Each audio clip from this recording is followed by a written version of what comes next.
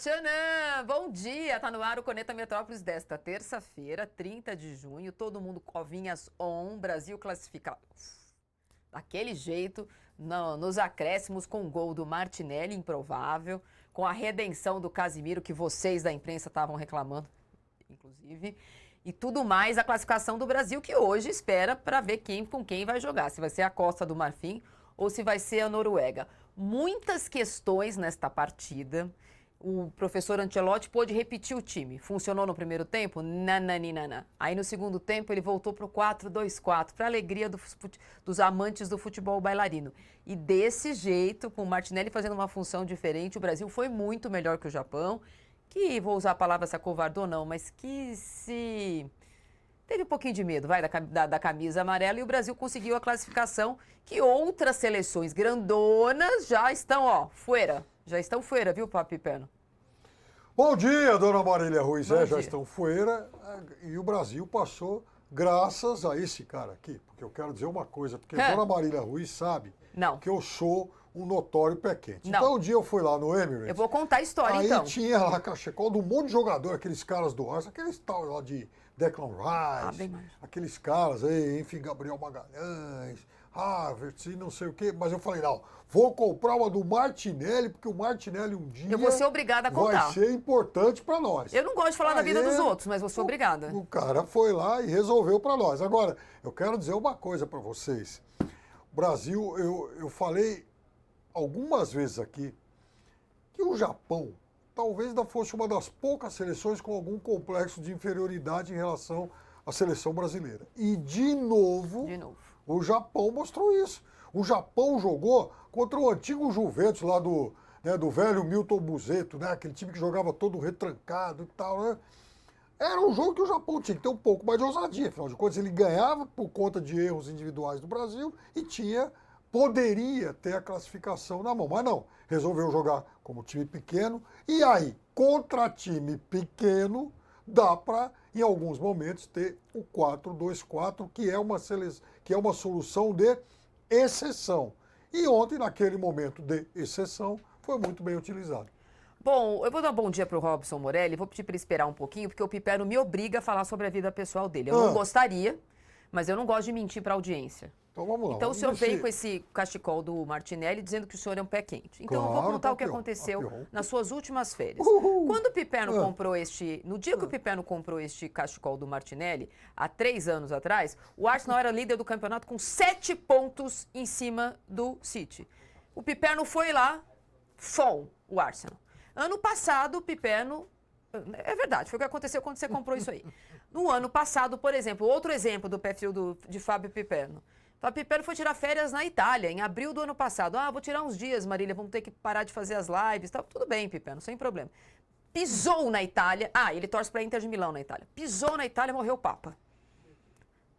Pisou na Itália, morreu o Papa. Mas tava ótimo, né? Tava mais velhinho, mas tava ótimo. Aí ele fez isso. Aí ele falou, eu vou assistir uns jogos da Inter de Milão, que era líder isolada. Inter de Milão perdeu pro Milan a Copa da Itália. Perdeu o campeonato. Eu assisti esse jogo. Que o Milan ganhou. Perdeu o campeonato italiano e tomou de não sei quanto do Paris Saint-Germain na final da Champions. 6 a quanto? 5-0. 5-0. Então esse é o conhecido pela falta de meias Fábio Piperno. Tem várias histórias para contar. Por exemplo, o ano passado ele estava na final da Libertadores, não preciso dizer o que aconteceu. Então são muitas as histórias que comprovam o que eu acabei de dizer. Essa é a prova documental. Agora eu vou passar pro Robson Morelli, que está lá e que foi obrigado a saber da vida pessoal. Eu detesto falar da vida pessoal do Piperno, mas fui obrigada, porque não quero mentir para a audiência. Já o Robson Morelli, pé quente, está lá nos Estados Unidos, o Brasil está classificado. Bom dia, Morelli.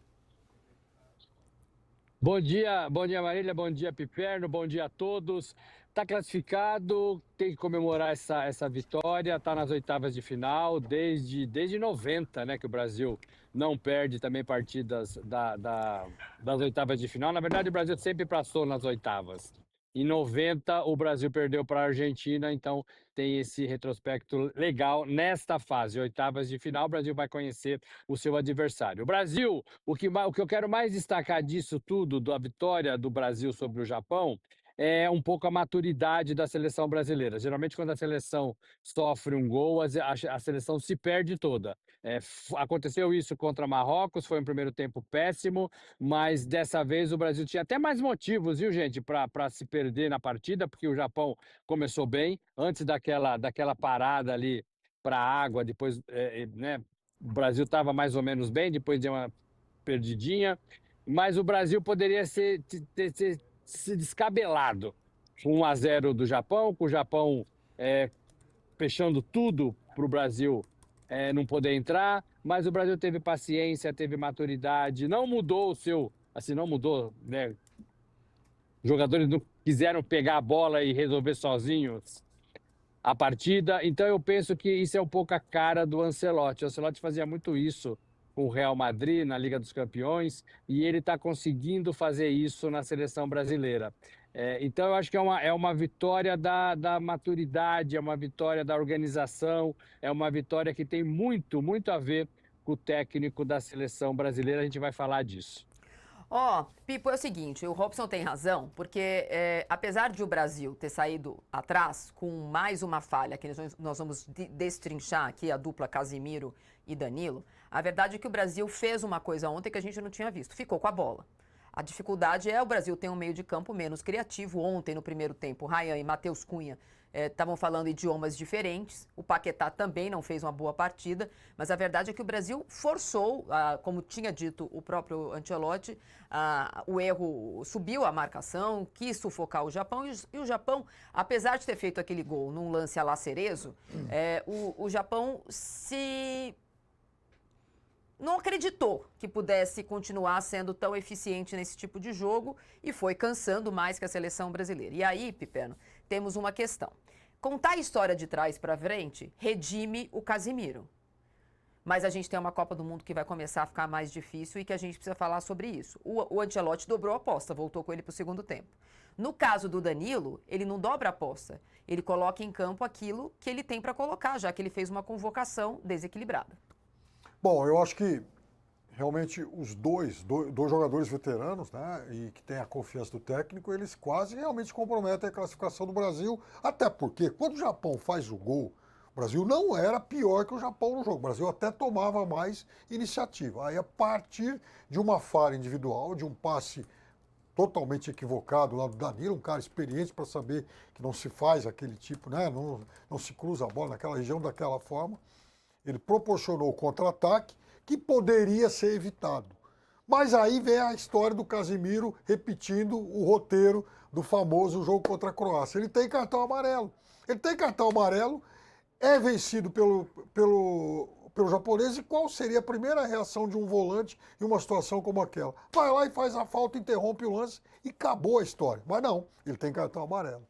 Aí abre todo o caminho para o jogador japonês avançar, chutar de fora da área, a defesa também não chegou, e o goleiro também caiu. Enfim, não foi um frango, não foi uma falha e tal, mas um grande goleiro de Copa do Mundo, de vez em quando tem que pegar uma bola como aquela. Então, eu acho que o gol, ele foi resultado de erro, erros coletivos que começam no passe do Danilo e termina também na defesa dando espaço.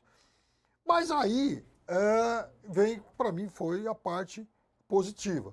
Realmente o Brasil toma o gol e o Brasil não se abala muito, o Brasil continuou jogando, né? Não fazia lá um primor de primeiro tempo, mas continuou jogando, não saiu da normalidade e veio melhor para o segundo tempo. E isso contempla, de certa forma, a minha expectativa. O time do Brasil não será um super time, um grande time. Ele tem muitos defeitos, problemas, especialmente no meio-campo e naquele setor direito da defesa. E nós vamos ter que passar a Copa inteira observando se nós vamos, não exatamente solucionar isso aí, mas encontrar alguns remendos, porque eu acho que nós vamos conviver com esse tipo de vulnerabilidade até o fim do Mundial.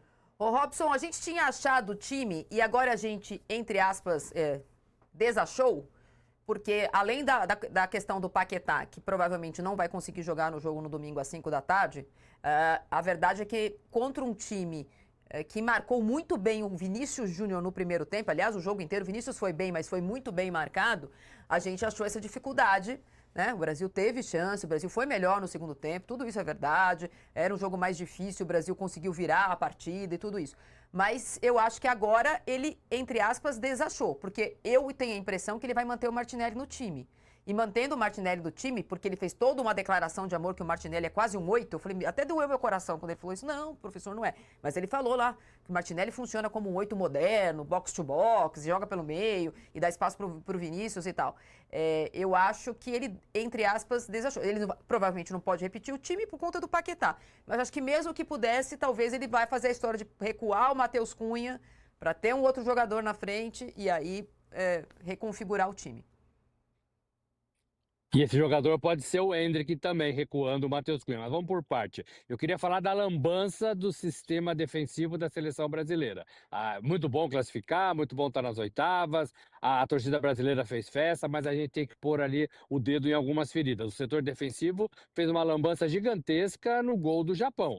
O Danilo errou, o Casemiro abriu e o Alisson não pegou. E a agenda desses 3 jogadores aqui é desde o começo da Copa, desde o começo da Copa. O lateral direito, o Danilo, é o único que tem, o Ibanez não foi bem, o Casemiro está casado com o Ancelotti e o Alisson não inspira confiança nas bolas difíceis. A gente falou exatamente isso e foi exatamente isso que aconteceu. Então, o Ancelotti, que tinha o setor defensivo como ajeitadinho, foi o primeiro que ele organizou, que ele definiu os jogadores, ele vai precisar dar uma olhada, ele vai precisar conversar com os jogadores, o Danilo tá nervoso, o Casemiro não tá rendendo tudo que pode ou se consegue render, mas é homem de confiança, e esse golzinho é um golzinho salvador para ele, né? Tinha gente ali onde eu tava vendo o jogo, e gente também do Brasil me mandando mensagem, pelo amor de Deus, fala pro Ancelotti tirar o Casemiro. Eu até achei que ele fosse tirar no intervalo, mas ele insistiu, bom pro Brasil que ele fez o gol, mas assim, dá para ver que ele confia. E no final do jogo ele falou também isso, né? O Casemiro fez uma boa partida, jogou muito bem, foi o que o treinador, o Mister, falou. Isso é uma coisa, a gente tem que corrigir tudo isso, e eu acho que é mais falta de tranquilidade do que qualquer outra coisa. O Danilo não costuma errar passes assim, e ele errou. E o Alisson é aquela desconfiança que a gente sabe desde o começo e desde Copas passadas, para falar a verdade. Agora, eu acho que ele desachou o time também, porque o Ryan, que é um ponta-direita, ele foi para o meio. Quem estava ali na direita esperando a bola foi o Danilo. O Danilo ficou ali na direita esperando a bola. Provavelmente deve ter sido uma recomendação. Você não vai ficar na direita, você vai ficar no meio também. Porque ele desapareceu daquele lado direito. E com o Vini bem marcado, com marcação dupla, o Vini ainda, pelo seu talento, conseguiu fazer algumas coisas legais. Mas vai ser assim e de assim para pior. E para o lado do Vini Júnior. Então o Brasil tem que achar uma solução. O Matheus Cunha também não jogou bem, não foi igual às outras partidas, mas a gente já apontava isso, né, gente? A gente já apontava Haiti, Escócia, fácil, né? Fácil demais. Daqui para frente vai ser tudo muito difícil.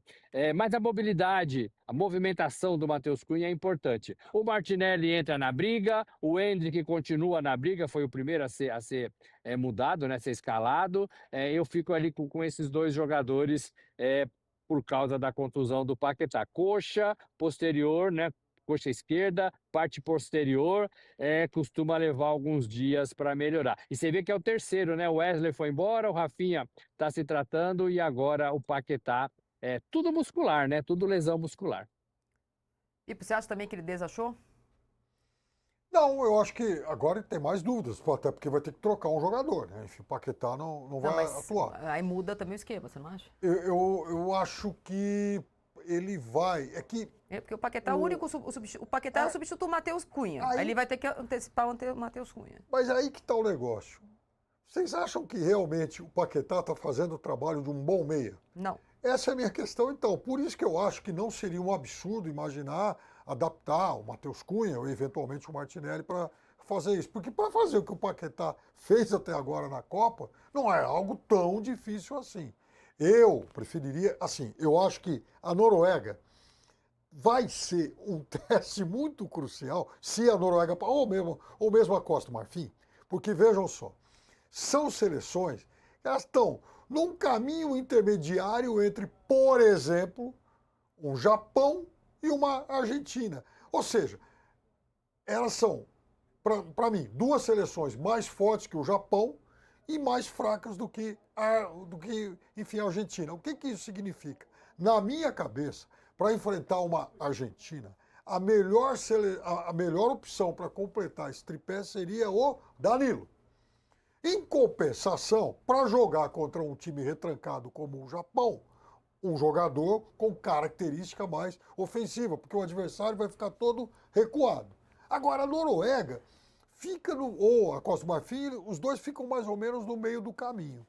Eu acho que dá para começar com o Matheus Cunha, ainda mantendo isso, e, quem sabe, um homem mais à frente. Poderia, inclusive, ser o Martinelli, porque aí seriam dois jogadores com características também de recomposição. Talvez começar com o Endrick, alguém mais agudo, seria, de fato, arriscar e abrir muito um meio-campo que está se mostrando vulnerável, porque o Casemiro é um jogador lento. O Casemiro é lento, ele não preenche espaço. E ele não desiste, é uma coisa inacreditável. Olha, ontem eu vi Marrocos de novo, né, contra a Holanda e tal. E de novo, vai lá e toque, vai. Como é que o Casemiro vai correr atrás? Ontem houve um momento, Marília e Robson, que Marrocos tinha 721 passes, a Holanda tinha 340. Como é que o Casemiro vai dar conta disso? Então, o que aconteceu contra Marrocos no começo do jogo não foi algo acidental, é algo que pode se repetir. Por sorte, depois o Brasil melhorou no jogo e tal, e por sorte também que o Casemiro saiu no intervalo. Mas e se o Casemiro volta para o segundo tempo contra o meio-campo rápido como é o de Marrocos? É o seguinte, cheguei aqui hoje de manhã, tinha desfibrilador, pessoas de máscara que foram para o pronto-socorro e tiveram palpitações e tal. E enquanto vocês estão aí se descabelando, o mister, que é italiano, fala com as mãos, teoricamente é uma cara sanguínea, falou o seguinte sobre o jogo de ontem. E vocês aí tudo desesperados, vamos ouvir. Melhoramos a marcação no segundo tempo, para evitar as transições, o que complicaria o jogo. O sofrimento é normal, não há nada novo no futebol. É normal também o alívio. Sempre tento lembrar que estar aqui após uma derrota é mais complicado. E vocês aí se descabelando. Por quê? Olha, a próxima etapa ele meditar igual o Haaland. O Brasil inteiro desesperado, estava a ponto de ir para a prorrogação e ele falou que, vocês estão muito chiliquentos. Viu, Robson? É muito chilique. Não, mas ele normalizou as eliminações da Itália. Né? Então, assim, ele é italiano, a Itália não disputa mais Copas do Mundo, então para ele é tudo bem sofrer. Tudo bem sofrer, faz parte sofrer da vida, do futebol, então ele tá assim. Mas essa calma, né? Essa tranquilidade que ele mostra, eu acho que chega num momento legal para a seleção brasileira. Sabe por quê? Porque a gente viu o contrário de tudo isso. A gente sempre pilhou quando o Brasil estava atrás e a gente pilhava, mas pilhava de uma forma errada, equivocada, não sabia o que fazer, todo mundo corria para lados diferentes. O outro professor, o Tite, olhava para o banco e não via absolutamente nada. E além de tudo, ele é um italiano com sorte, né? Ele vai lá, ele pinça um do banco e o cara vai lá e faz o gol, né? Assim, além de tudo, ele conhece o elenco, ele conhece os jogadores e eu acho que ele está fazendo isso bem. Ele não tem essa vibração que a gente tem, né? Mas ele está no papel dele, ele é mais experiente, ele já viveu muito mais coisas no futebol do que todos nós, e ali à beira do gramado, mascando o seu chicletinho. Ele vai casar e está casado com o Casemiro, então esqueçam, viu, vocês que estão querendo, vocês da imprensa que estão querendo que o Casemiro saia do time, ele só vai sair por cartão ou se desmachucar também, ou se ele sentir a parte posterior da coxa, senão ele não vai sair. Ele não vai sair, vai ficar isso mesmo. E a gente também cantou a bola aqui, que ele armaria, além de tudo, o Casemiro armaria o meio de campo, né? E foi o que aconteceu em boa parte do jogo ontem, porque a bola só sobrava para ele ali, mais recuada, estava todo mundo muito bem marcado. Mas eu gosto desse estilo do Ancelotti, eu acho que a seleção está organizada, Marília, Piperno, eu acho que a seleção tem um plano, e você vê que ele mudou o plano durante o jogo, né? Ele estava entrando pelo meio, ele estava tentando o Vinícius, ele não tentou o Ryan, mas depois ele tentou cruzamentos na área e começou a dar certo. E aí a seleção acabou dessa forma. A seleção mudou o jeito de jogar, apostando nesses cruzamentos que deu, né? Deram certo do primeiro gol e em outras tentativas também. Ó, a gente está vendo cenas do jogo de ontem e o Ancelotti, além de falar sobre. Além de ter essa calma toda, Pipo, ele falou sobre a partida de ontem e a gente estávamos falando sobre uma evolução e aí sobre ter achado um time. E aí ele falou: ó, acho que até agora este foi o jogo mais completo. Tivemos problemas no primeiro tempo para criar oportunidades. Afinal, o Japão estava muito fechado. Buscamos soluções com cruzamentos, 28 e mais presença na área no segundo tempo. Acho que houve evolução. Se tivermos problemas hoje, buscamos soluções. Ele mordeu e assoprou, Piperno, porque, de fato, por exemplo, ontem. Então, ele voltou para o segundo tempo sem o Paquetá, que estava machucado, e colocou o Endrick. O time mais ofensivo precisa empatar. Beleza. Aí o time empata no começo logo. Tem uma chance com o Matheus Cunha, o próprio Casemiro tem uma chance, empata o jogo. O Brasil volta muito melhor para o segundo tempo com essa nova formação. E o Japão com dificuldade de marcar o Endrick e o Vinícius Júnior, sobrando espaço para os outros jogadores. Mas o empate sai, Pepe, de um cruzamento do Gabriel Magalhães. Não é um cruzamento do Douglas Santos ou do Vinícius Júnior ou de um jogador caindo pela esquerda. O Gabriel Magalhães é que está naquele pedaço da área que faz o cruzamento para o Casemiro empatar de cabeça.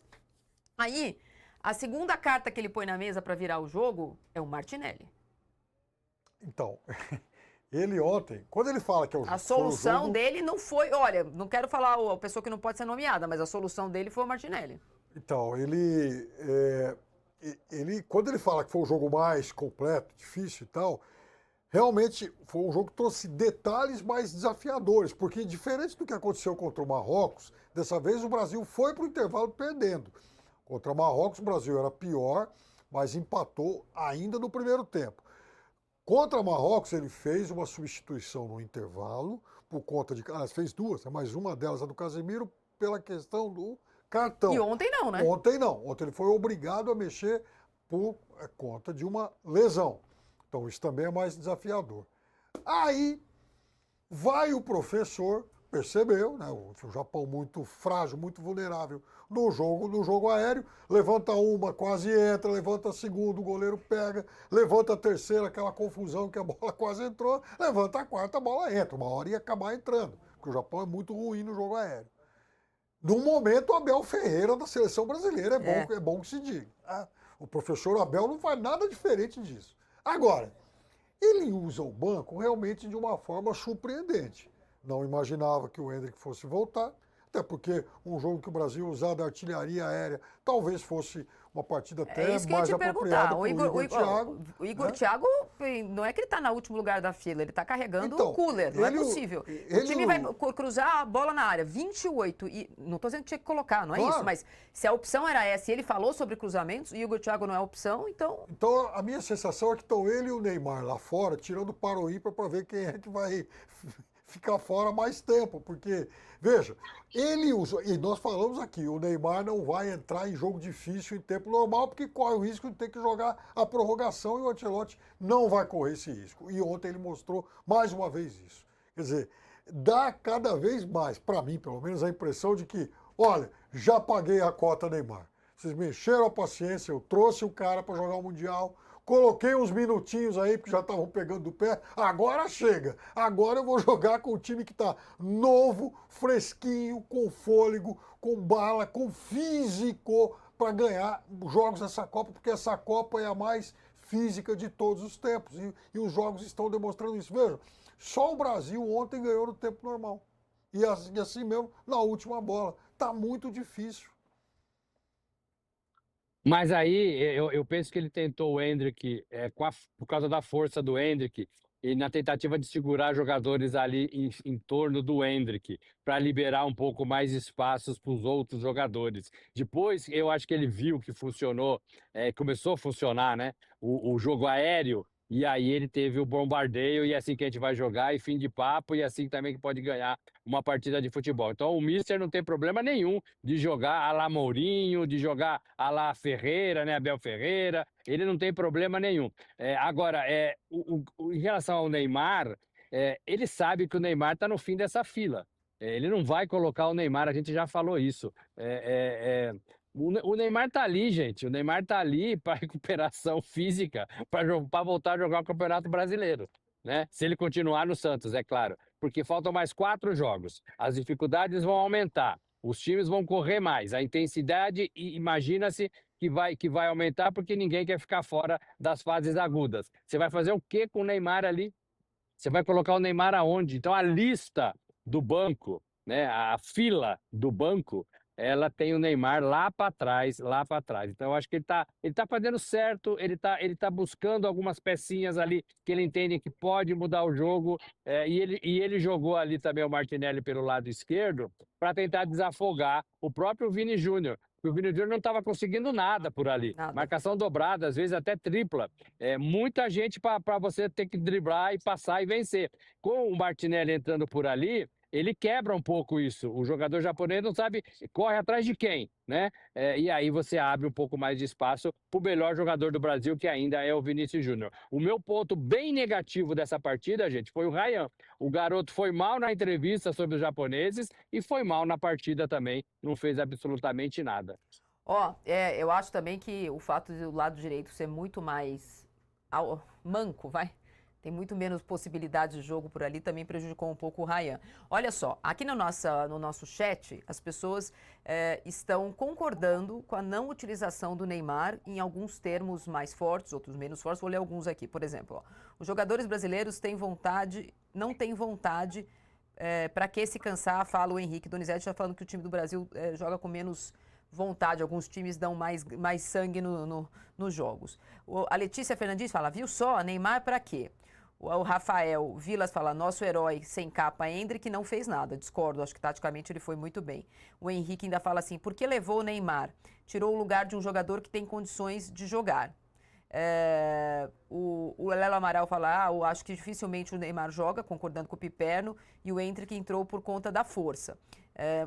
Diferentemente do que eu imagino a gente estaria falando aqui, se o jogo tivesse terminado 1-1 e a gente estaria discutindo por que ele levou o Neymar.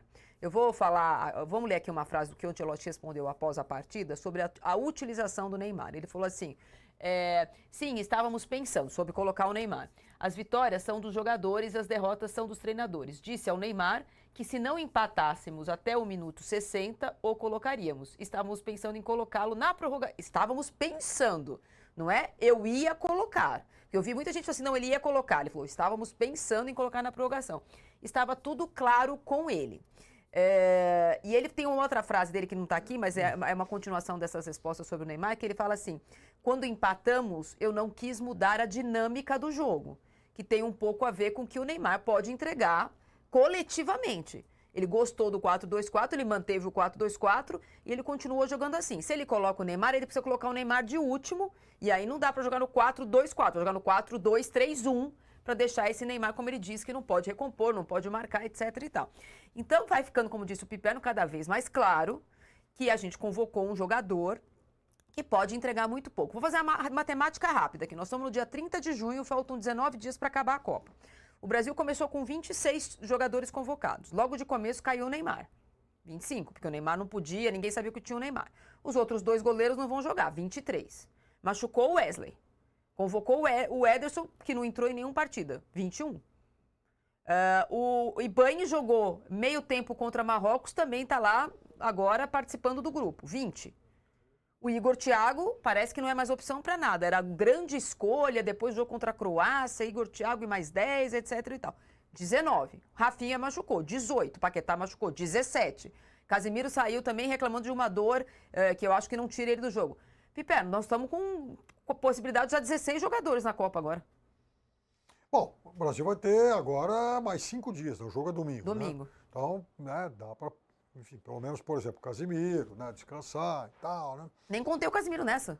Tô deixando o Casemiro como se ele está à disposição. Não, mas você vê, eu acho que, pensando que o Brasil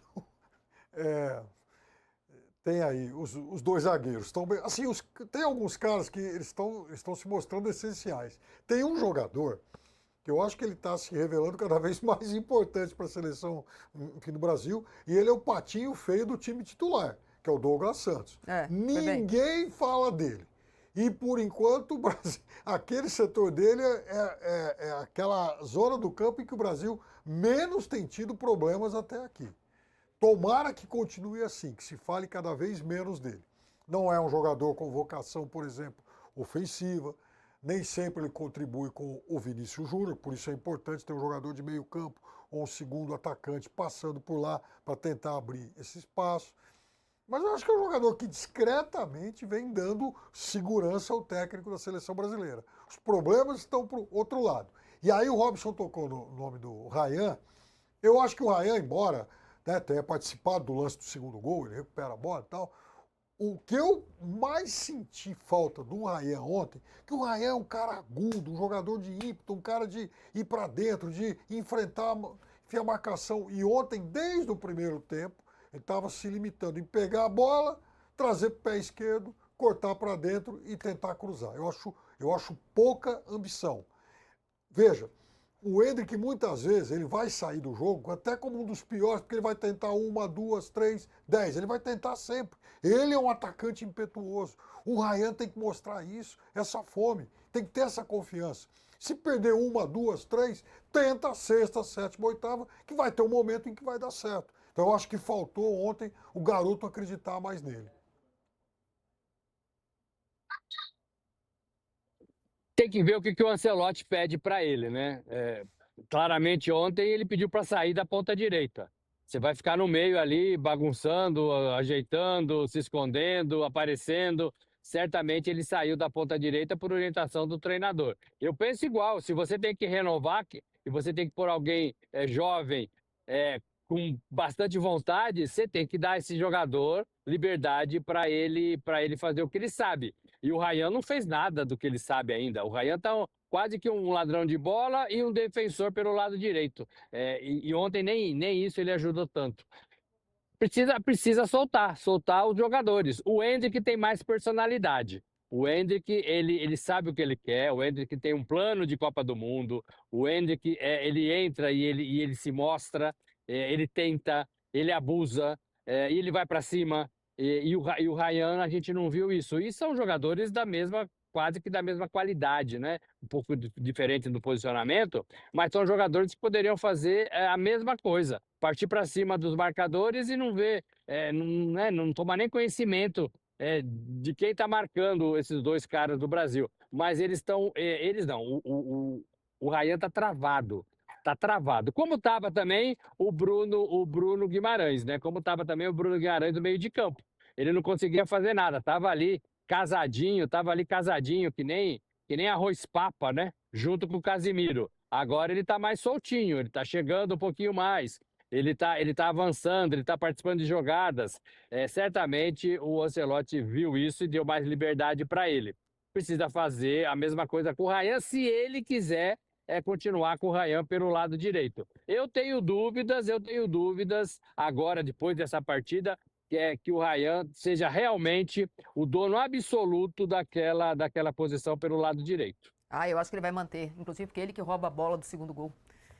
Eu acho que ele melhorou no segundo tempo. O posicionamento dele no segundo tempo deu ao Ryan mais oxigênio. Eu acho que toda a configuração do ataque no segundo tempo, combinado com o Japão, que se entrincheirou, ajudou o time a melhorar. Acho que no primeiro tempo ele não foi bem, realmente acho que ele não foi bem, mas acho que no segundo tempo ele melhorou bastante. E o Ryan tem uma questão, né? Diferentemente do Vinícius Júnior, que tem a ajuda do Douglas Santos, o Ryan não tem ajuda, Piperno. Ryan vai, volta. O Ryan cansa um pouco. E, de fato, até porque ele joga do lado do Danilo. Também é um jogador de E ontem o Paquetá estava ruim, então quem faz essa triangulação. O Paquetá não tabelou uma bola com o Ryan no primeiro tempo.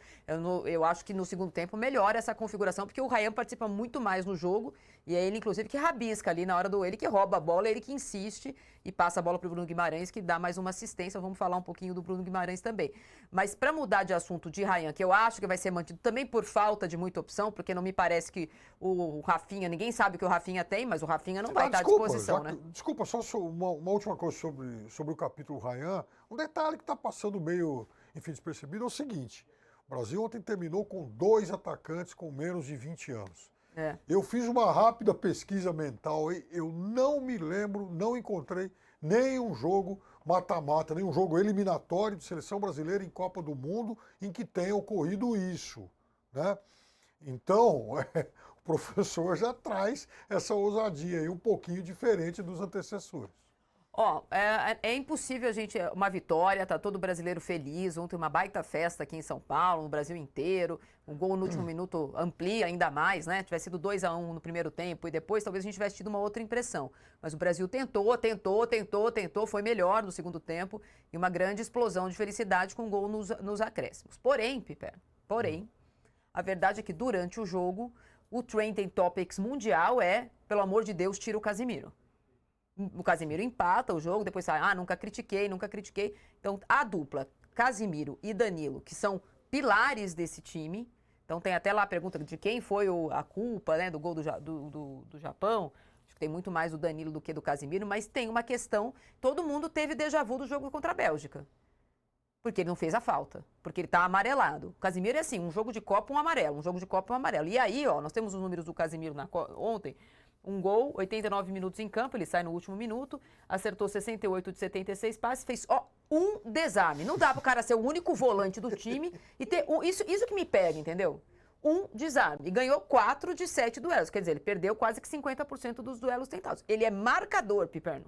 A função dele nesse time, talvez, ele é o único marcador desse time.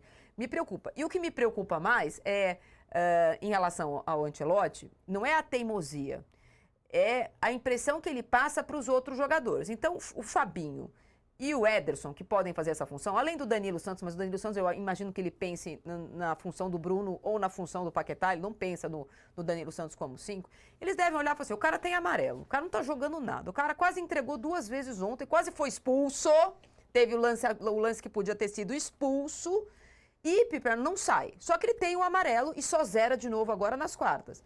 Então, o Ancelotti precisa pensar na possibilidade, por exemplo, se ele tomar um amarelo contra a Costa do Marfim ou a Noruega, aí vai ter que ter outro. Então, aí vai ter que ter outro. E aí quem vai ser o outro? É o Fabinho? Que também não é o auge da juventude, né? Então, eu acho que tem algumas coisas que ficaram muito delimitadas aí na seleção, pelo menos por enquanto, embora o Ancelotti tenha às vezes surpreendido. O Fabinho é o reserva do Casemiro direto e o Danilo do Bruno Guimarães. Eu acho que ele poderia mexer nessa hierarquia. De qualquer forma, você vê, ontem ele tocou na bola 76 vezes, né? Em média 38 por cada tempo. Contra o Marrocos, ele jogou só o primeiro tempo, tocou na bola, deu 19 passes. Ou seja, metade da média de ontem.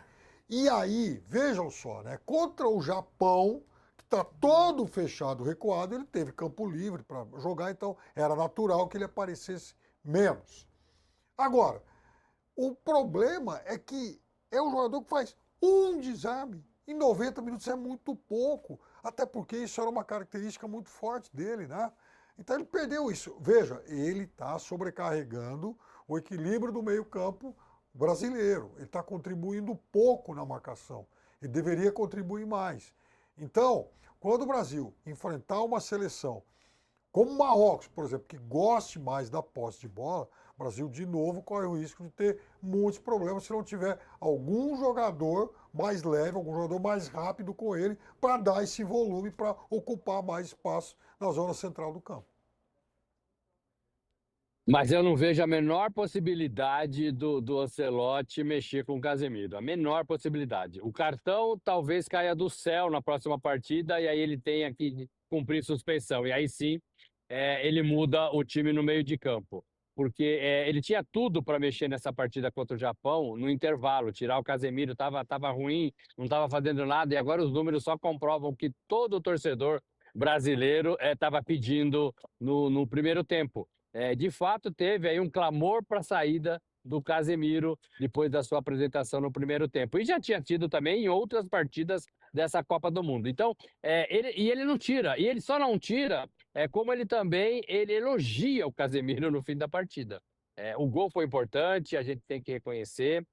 Ajudou demais o Brasil, mas não é aí que a nossa preocupação não é essa. A nossa preocupação não é com o Casemiro fazendo gol ou não fazendo gol. A nossa preocupação é com o Casemiro errando na saída de bola. É com o Casemiro deixando de marcar num jogo importante. E a gente sabe que quando isso acontece, ou o jogador vira uma era, né? A era Dunga, de 1990, injustamente, mas ele carregou essa era, né, nas costas até 94. depois que foi campeão.